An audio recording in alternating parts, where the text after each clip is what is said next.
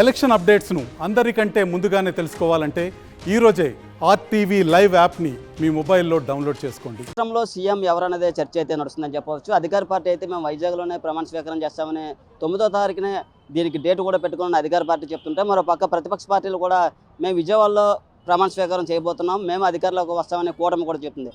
అసలు సీఎం ఎవరు అవుతారో ఈ ప్రజలను అడిగి తెలుసుకునే ప్రయత్నం అయితే చేద్దాం. చంద్రబాబు వస్తాడు, అంతా తిరిగిలేదండి. ఇంకా ఎవరి మట్టుకాలు ఎన్ని చెప్పుకున్నా వచ్చేది మాత్రం ఖచ్చితంగా చంద్రబాబు నాయుడే.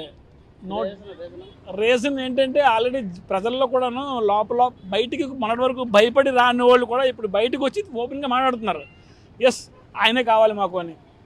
ఇప్పుడు ఈ పథకాలన్నీ ఇస్తున్నారు, కాదని లేదు. ఎంత ఎవరికి ఇస్తున్నారు? బిలో పవర్టీ లెవెల్ ఉన్నారు, వాళ్ళకైనా ఇప్పుడు ప్రాపర్గా వెళ్తుందా? అక్కడ కూడా అన్నీ ఇవే. సో అందువల్ల ఎవరు ఇప్పుడు నమ్మి మళ్ళీ అతనికి ఓటు వేయాలని ఎవరు అనుకోరు. ఒకవేళ అనుకున్న పర్సెంట్ తక్కువ ఉంటుందేమో, కానీ maximum majority of the people only will vote for Chandrababu only. Jagan 15వ తారీఖున ఇక్కడ 9వ తారీఖున ప్రమాణ స్వీకారం కలగాస్తున్నారు, తప్పులేదు కదా, కలగాయచ్చు, ఎవరైనా కలగాయచ్చు, కానీ అవ్వదు అది. 9వ తారీఖున ప్రమాణ స్వీకారం చేసేది చంద్రబాబు, నో డౌట్. మీకు గతంలో జగన్మోహన్ రెడ్డికి 49% అంతా వచ్చింది. ఇప్పుడు ఆ వ్యతిరేకత వల్ల 15% ఓటు పర్సంటేజ్ పోద్ది. కానీ ఎంత పెరిగినా ఆయన వ్యక్తిగత ఇమేజ్ మీద పెరిగితే ఒక 6-7 పెరుగుతుంది. అంటే ఏ విధంగా వచ్చినా 44% జగన్మోహన్ రెడ్డి పర్సంటేజ్ ఉంటుంది ఓటు. ఆ కూటమి పర్సంటేజ్ 50%. అందులో పవన్ కళ్యాణ్ అనే వ్యక్తి ఎడిషనల్ యాడ్ అయ్యారు. ఇప్పుడు కాపు యువత కానీ మొత్తం టోటల్ ఎడ్యుకేషన్ కానీ కొత్తగా వచ్చిన 40 లక్షల ఓట్లు కూడా పవన్ కళ్యాణ్ ఇమేజ్ మీదే మీకు యాడ్ అవుతుంది. ఎట్టి పరిస్థితుల్లో 125 సీట్లు చంద్రబాబు నాయుడుకి కన్ఫర్మ్. ఇట్స్ ఈరోజు కాదు, మీరు రాసుకోండి. మీ ఏ ఛానల్ ఏది చెప్పినా మేము గ్రౌండ్ రియాలిటీలో, మాది ఫిల్మ్ డిస్ట్రిబ్యూషను, మేము గ్రౌండ్ రియాలిటీలో అన్ని నియోజకవర్గం మాకు చంద్రబాబు వస్తాడా జగన్ వస్తాడా అని కాదు, గ్రౌండ్ రియాలిటీలో నేను ప్రతి ఏరియా ఈవెన్ పాతపట్నం నుంచి పాయికరావుపేట వరకు రీసెర్చ్ చేశాను. మీకు మన 34 సీట్లు ఉత్తరాంధ్ర, 34 సీట్లలోనే 25 సీట్లు కూటమికే. ఎట్టి పరిస్థితుల్లో శ్రీకాకుళంలో ఒక 2 వస్తాయి జగన్మోహన్ రెడ్డికి, విజయనగరంలో ఒక 3, వైజాగ్లో ఒక 3, అంతే. మీకు ఆ రకంగా ఉంటుంది. అయ్యాయని ఏమి లేదు, ఇవన్నీ కన్నా అది భ్రమే. మీకు సెంటిమెంట్ ఎక్కడ స్టార్ట్ అయిందంటే జగన్మోహన్ రెడ్డికి ప్రకృతి కూడా సహకరించకపోవడానికి కారణం చెప్పమంటారా? బెంగళూరు ఎప్పుడైతే కాంగ్రెస్ వచ్చిందో, తెలంగాణ కాంగ్రెస్ వచ్చిందో ఆ రోజు నేను అనుకున్నాను అంటే ఈయనకి యాంటీ పవనాలు స్టార్ట్ అయ్యాయని. మీకు అర్థమైందా? మీకు బెంగళూరులో కాంగ్రెస్ కాకుండా అక్కడ బీజేపీ వచ్చినా, తెలంగాణలో కేసీఆర్ వచ్చినా జగన్మోహన్ రెడ్డికి ప్లస్ అయ్యేది.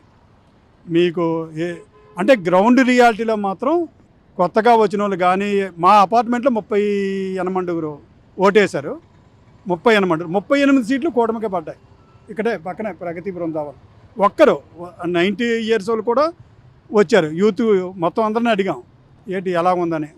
మామూలు లాస్ట్ టైం వీళ్ళందరూ 50% పైనే జగన్మోహన్ రెడ్డికి వేశారు. నా సర్కిల్లో 40 మంది వైఎస్ఆర్ జగన్తో పాదయాత్ర చేసిన వాళ్ళు నా ఫ్రెండ్ సర్కిల్లో మొత్తం అందరూ విసిగెత్తిపోయారు. ఒక 4 ఉన్నారు ఇప్పుడు ఉన్న పరిస్థితి. అది గ్రౌండ్ రియాలిటీ. ఇది వాళ్ళ కళలు కన్నా ఏమున్నా మీరు ఈరోజు చెప్పండి, చూసానే నోట్ చేసుకోండి. 125 సీట్స్ కన్ఫర్మ్ మీకు ఎట్టి వైఎస్ఆర్సీపీకి. ఎందుకని నేను పాదయాత్రకి వెళ్ళాం, కానీ ఎందుకు ఒకసారి చూద్దామనేసి మనవాడు వైఎస్ జగన్మోహన్ రెడ్డి మన రాజశేఖర రెడ్డి గొప్ప ఇది చేస్తారు అని అనుకున్నాం. కానీ ఈయన ఏంటంటే ఆయనలాగా పరిపాలన చేయలేదు. ఓన్లీ పథకాలు ఇస్తే పరిపాలన కాదండి. పథకాలు ఎవడైనా ఇస్తాడు. మా నాన్న నాకు ఒక 20 ఎకరాలు ఇస్తాడు, అది అమ్మేసి నా కొడుకు నువ్వు ఎంజాయ్ చేసుకోరా అని గొప్ప కాదు.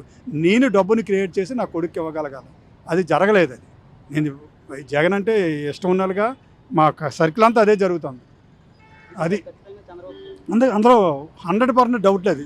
చంద్రబాబు నాయుడు కాదు, యాంటీ జగన్. ఇక్కడ చంద్రబాబు పవన అనేది కాదు, ఇక్కడ యాంటీ జగన్ అంతే.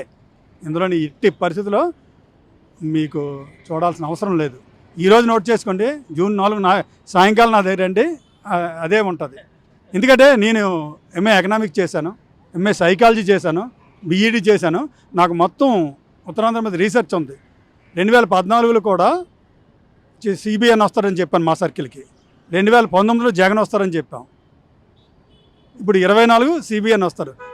అందులో ఎట్టి పరిస్థితులు మీరు చూడాల్సిన అవసరం లేదు. అయితే ఫామ్ చేస్తారు సార్, ఎందుకంటే జగన్మోహన్ చేసిన పనులు ఏమీ ప్రజలు నచ్చలేదు. ప్లస్ స్టూడెంట్స్కి టీచర్స్కి ఇబ్బంది పెట్టాడు కాబట్టి ఎట్టి పరిస్థితుల్లో మాత్రం కూటమి విజయం సాధిస్తుంది. మ్యాక్సిమం జగన్కి వచ్చేవి నా ఐడియా ప్రకారం 45 నుంచి 50 దాటో ఇందులో పక్క, మిగతా మాత్రం కూటమి కొడతాయి మిగతా సీట్లు. నేను 15వ తారీఖు 9వ తారీఖు నేను ఇక్కడే ప్రమాణ స్వీకారం అన్నట్టు అది అవనపైన సార్ అమరావతిలో చంద్రబాబు సీఎంగా ప్రమాణ స్వీకారం చేస్తాడు రెండవసారి నవ్య ఆంధ్రప్రదేశ్ పక్కాగా 9వ తారీఖునే. ఇందులో మార్పు అదే సార్. అంటే మరి వైసీపీ కూడా మేమే అని చెప్పి ధీమాలో ఉన్నా వాళ్ళ ధీమాలంటే ఇప్పుడు అర్థమవుతుంది కదా సార్, అక్కడక్కడ అల్లర్లు చేస్తారు. వాళ్ళ ఓటమి ఒప్పుకున్నట్టే. ఎందుకంటే అలాగా వాళ్ళు విజయం సాధిస్తారంటే అలాగా చేసి ఉంటారు, చేయకూడదు కూడా. అలా చేస్తారంటే పక్కగా ఓడిపోతున్నారు. అందుకే భయంతో ఎక్కడ పడితే అక్కడ దాడులు చేయడము, ఇబ్బంది పెట్టడం చేస్తున్నారు. వైజాగ్లోనే ప్రమాణ స్వీకారం ఎందుకు అంటున్నారు? అంటే ఇక్కడ రాజధాని ప్రభావం ఉంది కాబట్టి ఏదో ఒక సింపతి కోసం చూస్తున్నాడు. ఎట్టి పరిస్థితుల్లో వైజాగ్లో ఆయన రాజకీయం సన్యాసం తీసుకోవాలి తప్ప వైజాగ్ అయితే మారదు. ఎప్పుడు టీడీపీ కంచుకోట 4 సీట్లు మాత్రం పక్కాగా వస్తుంది ఇప్పుడు కూడా. ఎందుకంటే బాబు చేస్తున్నాడు కాబట్టి ఇప్పుడు ఆయన ఆదరిస్తారు ఇక్కడ ప్రజలు అనేది. నేను 2014లో వైసీపీకి ఓటేశాను, 2019లో వైసీపీకి ఓటేశాను. 2019కి ఓటేసానంటే జగన్ ఎందుకు రాకూడదు అని వేశాను. కానీ ఇప్పుడు జగనే రాకూడదు ఎప్పుడు కూడా, ఇప్పుడు కాదు ఎప్పుడు రాకూడదు జీవితంలో అన్నట్టు నాకు ఉంది. ఎప్పుడు ఓటు వేయించం కూడా. మా తెలంగాణలో కూడా 9వ తారీఖు ప్రమాణ స్వీకారం జరిగింది. ఇక అదే సెంటిమెంట్తో ఇక్కడ కూడా చేస్తున్నారని మేము అనుకుంటున్నాము. కానీ ఖచ్చితంగా ఇక్కడ ప్రమాణ స్వీకారం చేయబోయేది జగన్మోహన్ రెడ్డి గారి అని మాకైతే ఇన్ఫర్మేషన్ అయితే వచ్చింది తెలంగాణకి. మాది తెలంగాణ అండి, ఉమ్మడి ఆదిలాబాద్ జిల్లా ఆసిఫాబాద్, కొమరంభీం ఆసిఫాబాద్ డిస్టిక్ అండి. అయితే ఇదే ఇక అయితే వచ్చేసింది ఆల్రెడీ ఇన్ఫర్మేషన్ జగన్మోహన్ రెడ్డి గారు గెలవబోతున్నారని. ఇక చెప్పలేము, మరి గెలిస్తే గెలవచ్చు. కోటం గెలాలని కోరుకున్నాను. ఎందుకంటే నేను ఒక స్టూడెంట్ అన్న. 2019లో రిలీవ్ అయ్యా డిగ్రీ. రిలీవ్ అయినప్పుడు మాకు అంటే అన్నారు ఎవ్రీ ఇయర్ జాబ్ క్యాలెండర్ ఉంటుంది, జాబ్స్ ఉంటాయి, సంథింగ్ అంటే చెప్పారు, అన్నీ చెప్పారు. కాకపోతే మేము ఏంటంటే అదే ఎక్స్పెక్టెడ్గా మేము ప్రిపరేషన్లో ఉండడం కానీ చేయడం కానీ ఈ గవర్నమెంట్ నమ్మకంతో ప్రిపేర్ అవ్వడం స్టార్ట్ చేసాం. కానీ ఏంటంటే బాగా ఈ మేము చదువుకున్న వాళ్ళం కానీ లేదంటే ఆ టైంలో రిలీవ్ అయిన వాళ్ళు కానీ స్టూడెంట్స్ మెయిన్ యువత అంటే యూత్ బాగా దెబ్బైపోయారు ఈ గవర్నమెంట్ నమ్ముకొని. అంటే 9వ తారీఖున సెంటిమెంట్కి పెట్టారు, నేను కూడా గెలిచేస్తాను జగన్ అంటున్నాడు పక్క. వాళ్ళు అనుకుంటారు అన్న, కానీ గెలిచేది మాట కూటమే. ఎందుకంటే ఈ సంవత్సరం మీకు ఓటు పర్సంటేజ్ పెరిగింది. ఓటు పర్సంటేజ్ పెరిగిందంటే ఒకటి టీడీపీ మీద అభిమానంతో కాదు, చాలామంది బయట వచ్చి ఓటు వేశారంటే దేనికోసం ఓటు వేశారంటే వ్యతిరేకత, ఈ గవర్నమెంట్ మీద వ్యతిరేకత పూర్తిగా ఈ గవర్నమెంట్ని ఎలాగైనా దించాలని చెప్పి ఓటు వేసిన వాళ్ళు చాలామంది ఉన్నారు. సెంటిమెంట్ అంటే మరి అది చెప్పలేము, నాకు తెలీదు. మరి ఎవరు గెలుస్తారంటే మరి నేను చెప్పగలను. ఎందుకంటే మాలోనే ఉన్నారు, స్టూడెంట్స్ ఉన్నాం, మేము ఉన్నాం. ఫర్ ఎగ్జాంపుల్ మా బ్యాచ్లో మేము ఒక 100 మంది ఉన్నాం, ప్రిపేర్ అయ్యి అనుకున్నాం. అందులో ఒక 90 మంది అయితే ఓటు వేసింది కూటమికి ఓటు వేశారు. మిగతా 5 మటుకు వాళ్ళు కూడా పార్టీ మీద అభిమానంతో వేశారు తప్ప ఈ పార్టీ ఏమైనా చేస్తుంది అది ఇది అభివృద్ధి చేస్తాను ఆలోచనతో ఒకరు కూడా లేరు, ముఖ్యంగా చదువుకునే వాళ్ళు అయితే అసలు. అంటే డబ్బులు ఇచ్చేస్తాను మేము కూడా సంక్షేమ పథకం అమలు చేసాము ఇస్తారు. అది ఏంటంటే అన్న ఎక్కువగా అర్బన్ ఏరియాస్లో కన్నా రూరల్లో బాగా వర్కౌట్ అయిందండి. నాది రూరల్ బ్యాక్గ్రౌండ్. ఏంటంటే మా పేరెంట్స్ కానీ మా వీళ్ళకి కానీ వాళ్ళకి ఏంటంటే తెలియదు అభివృద్ధి అంటే ఏంటి అసలు ఏంటి అనేది. వాళ్ళు ఏంటంటే సంక్షేమ పథకాల గురించి ఆలోచించిన వాళ్ళు మాత్రమే. మాలా చదువుకున్న వాళ్ళు మటుగా సంక్షేమం ఉండాలి, కానీ అది ఎవరికి ఉండాలి, అందరికీ కాదు, కొంతమందికే ఇవ్వాలి. మెయిన్ అభివృద్ధి గురించి మేము కోరుకునే వాళ్ళు మటుగా ఓటు వేసిన కూటమేనన్నా. పాతది బేస్ చేసుకొని చెప్తున్నాను నేను.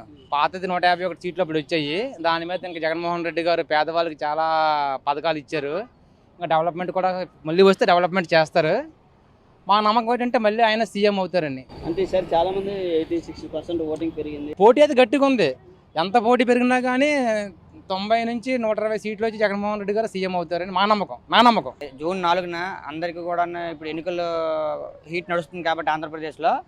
సో నాకు తెలిసి వీళ్ళు చూస్తే 175, వాళ్ళు చూస్తే 175, ఇద్దరు కూడా హీట్గా ఉన్నారు.